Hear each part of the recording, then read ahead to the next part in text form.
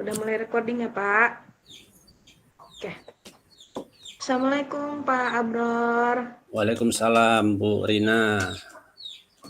Gimana keadaannya hari ini, Pak Abror? Sehat? Alhamdulillah sehat. Tadi ikut rapat Ibu tadi ya?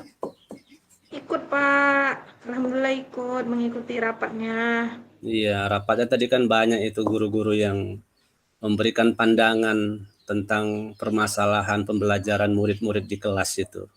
Tapi saya lihat Iya, tadi Pak. sepertinya ada yang belum tuntas itu dalam rapat, apa mungkin karena waktu yang belum selesai tadi dibicarakan solusinya tadi. Mungkin seperti tadi Ibu punya masalah juga tadi itu ya? Iya, Pak. Saya masih punya keluh kesah tentang kemampuan awal siswa ketika masuk di kelas di pembelajaran saya, Pak, khususnya matematika. Seperti itulah, Pak. Hmm. Dengan keadaan sekarang ini, Pak, masih bimbang dan masih agak kecewa dengan kemampuan siswa, eh, apalagi khususnya siswa baru sekarang, Pak, yang masuk di pembelajaran saya, Pak. Jadi tegasnya apa yang Ibu harapkan dari apa itu dari siswa itu? Untuk harapannya saya pengen kemampuan anaknya itu berkembang ya, Pak, khususnya.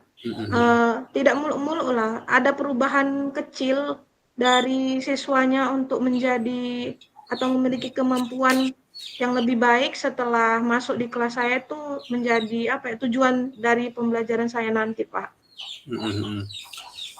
Terus masalah yang dihadapi apa rupanya Bu di kelas Ibu itu?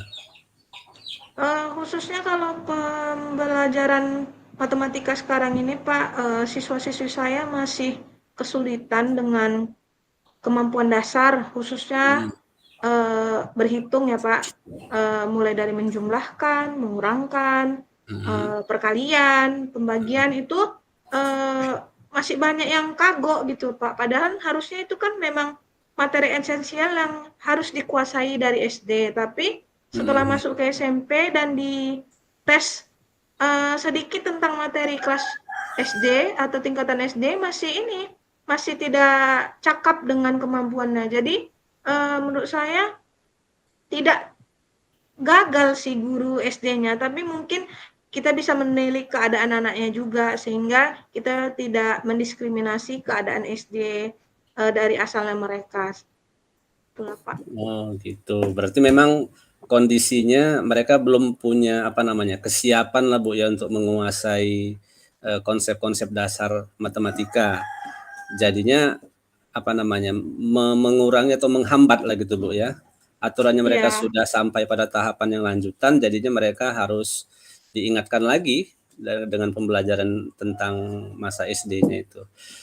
Terus iya, Bu, Pak. udah mengetahui kondisi seperti itu, eh, apa namanya dalam pembelajaran itu kan ada yang namanya konsep, ada yang namanya prinsip, kan biasa sih seperti itu, semua pelajaran pasti ada itu. Untuk konsep matematika dasar misalnya yang Ibu eh, katakan tadi mereka tidak mampu, misal contohnya konsep tentang apa itu Bu? Karena awal nih Pak, siswa baru saya masuk di awal pembelajaran itu tentang bilangan. Nah, di bilangan itu saya kenalkan lagi eh, bilangan itu bilangan apa, bilangan bulat nih khususnya Pak kan, bilangan bulat positif, bilangan bulat negatif, operasi hitungnya apa aja, ada penjumlahan, pengurangan, perkalian, pembagian. Nah, dasar itu yang harus saya kuatkan sehingga Iya ya. untuk menjaga kesiapan anaknya sebetulnya Pak, karena kan materi matematika nih selalu continue, baik dari SD maupun SMP dan bahkan ke tingkat SMA. Kalau materi esensial dan materi dasar itu aja tidak cakap mereka dalam menguasainya, bagaimana mereka siap untuk menerima materi-materi selanjutnya di tahapan SMP ini? Sehingga menurut saya perlu nih melakukan tes kemampuan awal dan melihat kemampuan siswa sehingga saya bisa nih mengelompokkan siswa saya ke kelompok-kelompok yang sudah dipeta-petakan gitu Pak. Dan bukan dipetakan berdasarkan kemampuan yang tinggi-tinggi saja, rendah saja, atau yang sedang saja. Tapi mereka di-mix gitu, dicampurkan di dalam satu kelompok dengan kemampuan-kemampuan yang berbeda. Sehingga kita juga bisa memberdayakan siswanya ketika di dalam satu kelompok itu punya siswa yang heterogen kemampuannya, kita bisa menjadikan siswa yang kemampuannya tinggi, menjadikan tutor kawannya atau menjadi tempat sharing kawannya ketika tidak tahu, dan gurunya saya sendiri akan lebih mudah gitu Pak. Menurut saya nih akan lebih mudah ketika saya mengajar. Jadi tidak harus saya patokan dia aja yang diajari, tapi kan ada kawannya nih yang bisa saling berbagi dan membantu dia dalam memahami pembelajaran. Seperti itu Pak menurut saya. Iya, masih dalam tahap pengidentifikasian ini kan Bu. Tadi kan sudah ditemukan itu masalahnya itu ada ketidakmampuan konsep dalam bilangan. Setelah tidak mengetahui itu kan Ibu tadi punya rancangan atau rencana memberdayakan teman atau tutor untuk membantu kesulitan belajarnya. Nah, ketika melakukan rencana atau rencana tutor sebaya tadi itu, apakah Ibu sudah merasa yakin itu mampu mengatasi hambatan belajar konsep dasar matematika di murid yang Ibu ajarkan itu? Kalau menurut saya Pak, dengan tutor sebaya itu efektifnya mungkin 50% lah Pak, yang bakal saya asumsikan, karena pasti yang pertama mereka lebih senang atau lebih santai belajar dengan temannya. Mana tahu mereka takut dengan gurunya sendiri gitu kalau belajar, segan gitu Pak. Jadi untuk asumsi keberhasilannya saya asumsikan 50%. Tapi untuk mengejar 50%-nya itu pasti ada difasilitasi oleh gurunya. Nggak mungkin gurunya diam aja ketika udah tahu nih anaknya nggak bisa apa-apa, kurang dalam kemampuan dasarnya.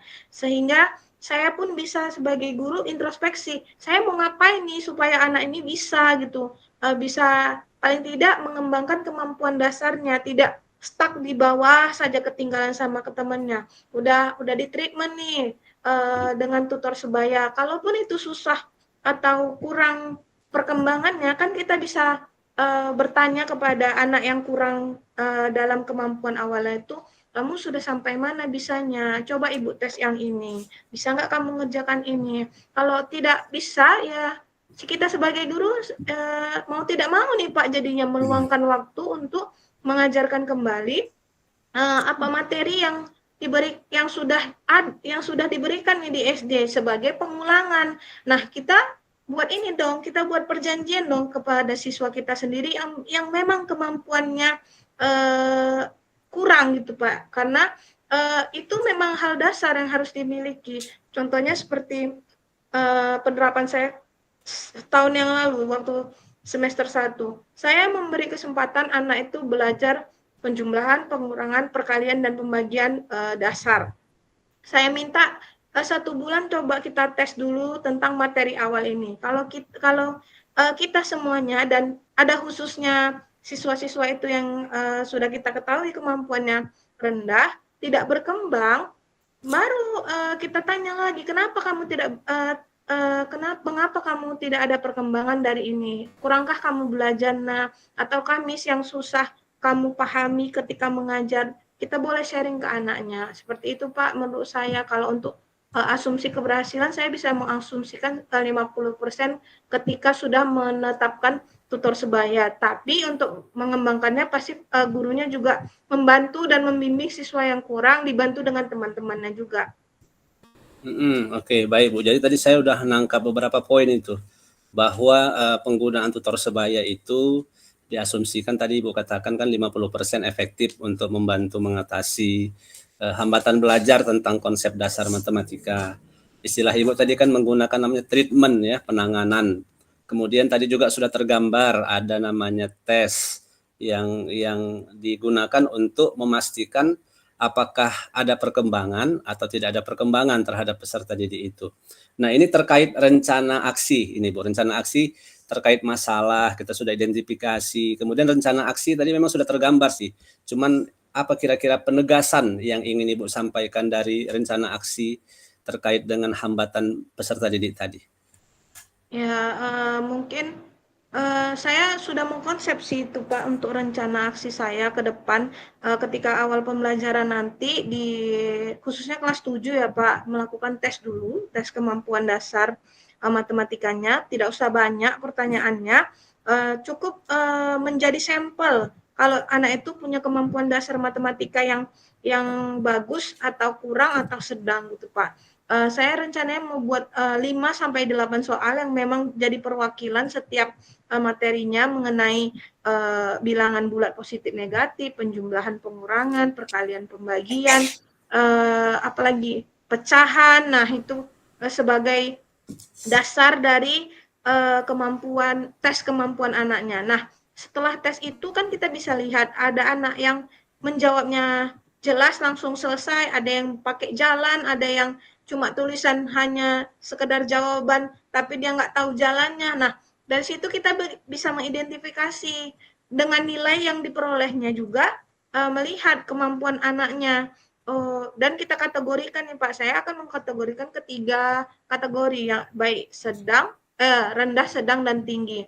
Nah, ketika saya sudah tahu hasilnya, di pembelajaran saya selanjutnya, saya meminta siswa-siswa saya untuk membentuk kelompok dengan heterogena dari data yang saya peroleh, di mana saya akan mencampurkan pengelompokan itu dengan anak-anak yang punya kemampuan rendah, sedang, dan tinggi. Sehingga tutor sebaya yang tadi rencananya saya mau lakukan bisa diwujudkan di pembelajaran saya, dan tugas saya tidak hanya membimbing siswa yang kurang dalam kemampuan awalnya, tapi juga bisa meningkatkan yang punya kemampuan tinggi itu menjadi lebih aware sama kawannya, lebih peduli sama kawannya kalau kawannya tuh nggak bisa. Jadi kita kan sekarang kalau pendidikan kurikulum merdeka kan Pak, dia prosesnya kan Pak yang ditekankan sehingga dia punya rasa rasa gotong royong yang tinggi dengan temannya, empati seperti itu. Saya kan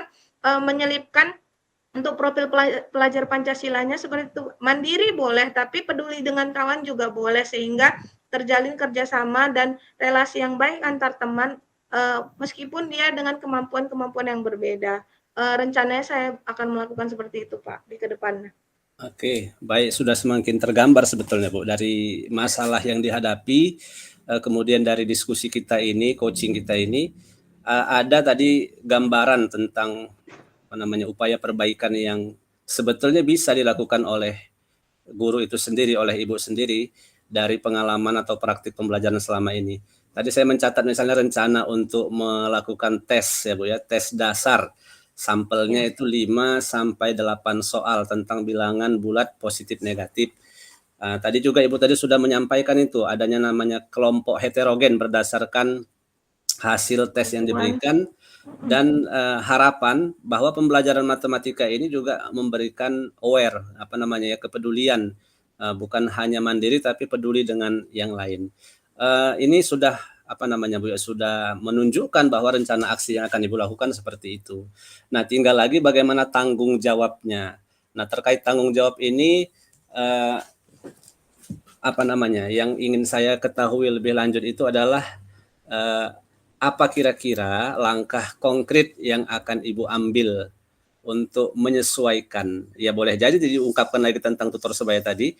Pertanyaannya, apa langkah konkret yang akan Ibu ambil untuk menyesuaikan pendekatan pengajaran Ibu itu terhadap berbagai tingkat pemahaman siswa?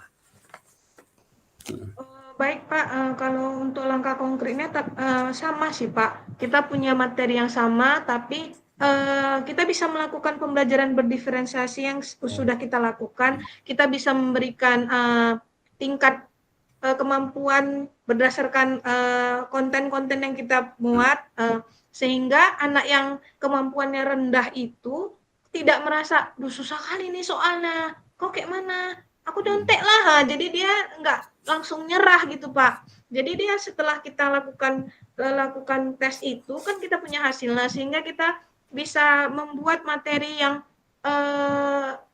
materinya bervariasi berdasarkan kemampuan-kemampuan anaknya.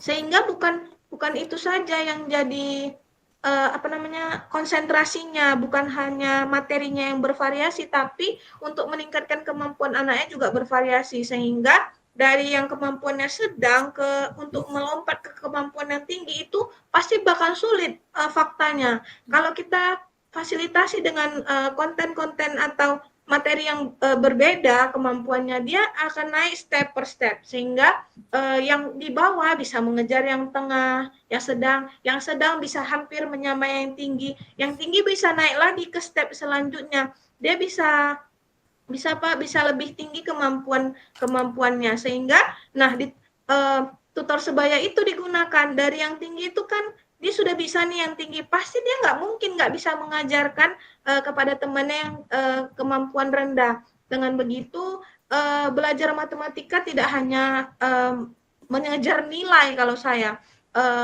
sehingga pembelajaran ini tidak hanya mengejar nilai yang tadi saya bilang, tetapi juga berempati kepada temannya, mau saling tolong menolong untuk membantu menyelesaikan masalah temannya, belajar bersama, menurunkan egoisnya masing-masing, sehingga bukan siapa lagi yang bisa cepat ke depan, tapi sekarang kita mau lihat gimana nih hasil dari pembelajaran yang kamu punya bisa disalurkan atau diberdayakan untuk teman-teman yang lain. Seperti itu Pak, menurut saya hasil dari tanggung jawab yang ingin saya kejar di pembelajaran saya Pak. Artinya dari respon yang Ibu berikan itu, murid juga memiliki beban, bukan beban tanggung jawab juga. Seperti Ibu sebutkan di akhir, pembelajaran matematika itu tidak hanya bukan masalah siapa duluan yang bisa jawab, siapa duluan yang benar, tapi juga mengajarkan bagaimana berempati, bagaimana menurunkan egoisme, kemudian bagaimana berempati dan mampu membantu menyelesaikan masalah teman dengan pendekatan tutor sebaya. Nah, itu yang saya tangkap poin-poin dari penjelasan Ibu yang sebetulnya sudah bisa menjadi solusi selain tadi Ibu jelaskan Bu, pembelajaran berdiferensiasi. Jadi saya pikir masalah yang Ibu hadapi itu sudah mulai tergambar nih solusinya dari coaching kita sore hari ini. Artinya tinggal bagaimana mengeksekusi atau melaksanakan rencana-rencana dan komitmen-komitmen yang sudah Ibu sampaikan tadi. Baik Bu Jahrina, dari proses coaching kita hari ini, sebagai bahan refleksi dari saya, bahwa proses coaching hari ini itu menurut hasil refleksi saya itu sudah menggambarkan alur cerita yang jelas, di mana tadi di awal sudah disebutkan tujuan mulai coaching itu adalah adanya permasalahan ataupun kegelisahan tentang pembelajaran matematika yang diketahui bahwa kemampuan matematika dasar siswa itu ternyata masih belum maksimal. Kemudian kita sudah mengidentifikasi masalah-masalah itu dari berbagai sisi, dimulai dari aspek konsep bilangan bulat positif negatif, kemudian juga sudah kita susun tadi rencana aksinya dan sudah diketahui bagaimana tanggung jawabnya. Nah, kemudian terkait dengan refleksi diri saya, apa yang masih perlu diperbaiki, saya masih menyadari bahwa perlu kemampuan untuk memberikan pertanyaan yang lebih mendalam, yang lebih berbobot sehingga mampu menggali potensi coach untuk mampu menyelesaikan masalahnya.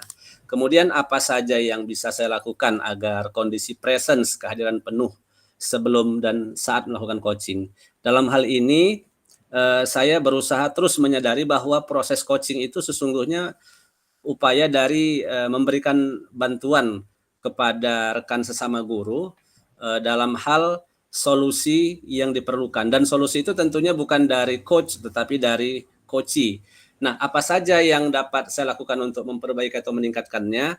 Terkait dengan praktek coaching yang kita lakukan pada sore hari ini, saya menyadari bahwa di antara yang perlu diperbaiki itu adalah memunculkan pertanyaan-pertanyaan yang lebih mendalam, yang lebih fokus, sehingga kemudian mampu memberikan kesempatan bagi coach itu untuk lebih jelas lagi mengungkapkan solusi-solusinya. Nah, itu refleksi dari saya sebagai coach dalam praktik coaching pada sore hari ini.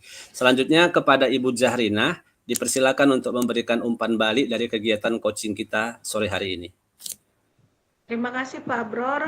Dalam proses coaching hari ini, saya sebagai coach merasa sangat senang bisa sharing tentang keresahan hati saya melihat keadaan sekarang anak sekarang ini, sehingga saya bisa menemukan nih solusi dari proses coaching yang sudah kita lalui, yang mana sebetulnya solusinya bisa didapatkan dari saya sendiri, sehingga Bapak hanya menginstruksikan saya, coba dipikirkan kembali, ulang lagi, apa yang bisa kamu lakukan. Bapak melakukan seperti itu, sehingga saya merasa nyaman ketika berbicara dengan Bapak untuk sharing masalah tentang saya ini, dan menemukan solusi yang baik itu yang harus saya lakukan di kemudian hari sebagai rencana saya dan tanggung jawab apa yang mesti saya lakukan setelah saya menyampaikan keluh kesah saya. Dan saya sendiri juga sadar, oh ternyata saya bisa nih menemukan masalah dan solusinya setelah proses coaching ini. Terima kasih Bapak atas proses coachingnya. Sekian dari saya. Baik, demikianlah proses coaching pada sore hari ini dengan Coach Ahmad Abrorangkuti dan Coach adalah Ibu Zahrina. Terima kasih. Assalamualaikum warahmatullahi wabarakatuh.